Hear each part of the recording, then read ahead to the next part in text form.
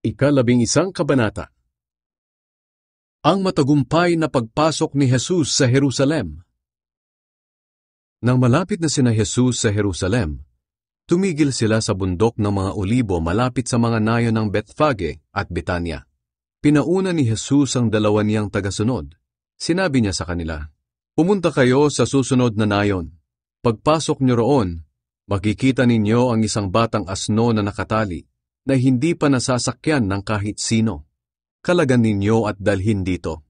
Kapag may nagtanong kung bakit ninyo kinakalagan ang asno, sabihin ninyong kailangan ng Panginoon at ibabalik din agad." Kaya lumakad ang 2 at nakita nga nila ang asno sa tabi ng daan na nakatali sa pintuan ng isang bahay. Nang kinakalagan na nila ang asno, tinanong sila ng mga taong nakatayo roon, "Hoy, ano ang ginagawa ninyo riyan? Bakit ninyo kinakalagan ang asno?" Sinabi nila ay pinapasabi ni Jesus, kaya pinabayaan na sila ng mga tao. Dinala nila ang asno kay Jesus. Sinapinan nila ng kanilang mga balabal ang likod ng asno at sinakyan ito ni Jesus. Maraming tao ang naglatag ng mga balabal nila sa daan, at ang iba naman ay naglatag ng mga sangang pinutol nila sa bukid. Ang mga nauuna kay Jesus at ang mga sumusunod sa kanya ay sumisigaw, "Purihin ang Diyos! Pagpalain ang dumarating sa pangalan ng Panginoon! Pagpalain nawa ng Diyos ang dumarating na kaharian ng ninuno nating si David! Purihin natin ang Diyos!" Pagdating ni Jesus sa Jerusalem, pumunta siya sa templo. Pinagmasdan niyang mabuti ang lahat ng bagay doon.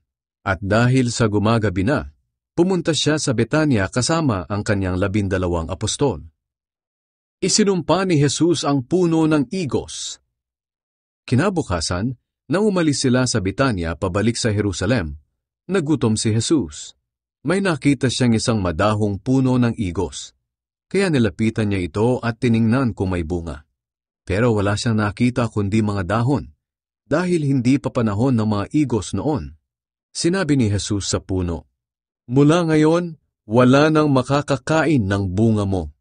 Narinig iyon ng mga tagasunod niya. Ang pagmamalasakit ni Jesus sa templo. Pagdating nila sa Jerusalem, pumasok si Jesus sa templo at itinaboy niya ang mga nagtitinda at namimili roon.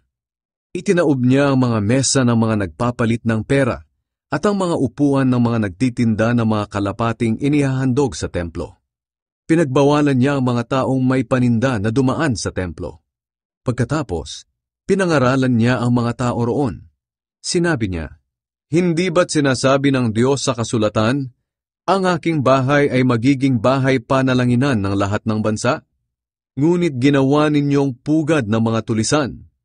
Nabalitaan ng mga namamahalang pari at ng mga tagapagturo ng kautusan ang ginawa ni Jesus. Kaya humanap sila ng paraan upang mapatay siya. Pero natatakot sila sa kanya dahil hangang-hanga ang mga tao sa kanyang mga turo. Kinagabihan, umalis si Jesus sa Jerusalem kasama ang mga tagasunod niya. Ang aral mula sa namatay na puno ng igos. Kinaumagahan, nang pabalik na silang muli sa Jerusalem, nadaanan nila ang puno ng igos at nakita nilang tuyong-tuyo na ito hanggang sa ugat. Naalala ni Pedro ang nangyari. Kaya sinabi niya, "Guro, tingnan niyo po ang puno ng igos na isinumpa ninyo. Natuyo na." Sinabi ni Jesus sa kanila, "Sumampalataya kayo sa Diyos. Sinasabi ko sa inyo ang totoo. Kung may pananampalataya kayo, maaari ninyong sabihin sa bundok na ito, 'Lumipat ka sa dagat.' At kung hindi kayo nag-aalinlangan kundi nananampalatayang mangyayari iyon, mangyayari nga ang sinabi ninyo. Kaya tandaan ninyo, anuman ang hilingin ninyo sa Diyos sa panalangin, manampalataya kayong natanggap na ninyo ito, at matatanggap nga ninyo. At kapag nananalangin kayo, patawarin niyo muna ang mga nagkasala sa inyo para ang mga kasalanan ninyo ay patawarin din ng inyong Amang nasa langit. Sapagkat kung ayaw ninyong magpatawad, hindi rin kayo patatawarin ng inyong Amang nasa langit."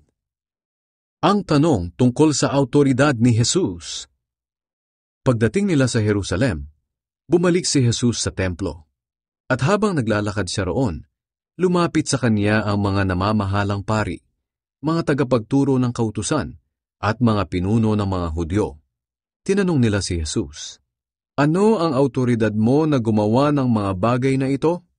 Sino ang nagbigay sa iyo ng awtoridad na iyan?"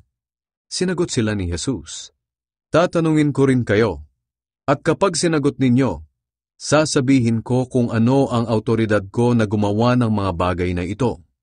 Kanino galing ang awtoridad ni Juan para magbautismo? Sa Diyos o sa tao? Sagutin ninyo ako." Nag-usap-usap sila. Kung sasabihin nating mula sa Diyos, sasabihin niya, "Bakit hindi kayo naniwala kay Juan?" Pero kung sasabihin nating mula sa tao, magagalit sa atin ang mga tao. Takot sila sa mga tao dahil naniniwala ang mga tao na si Juan ay propeta ng Diyos.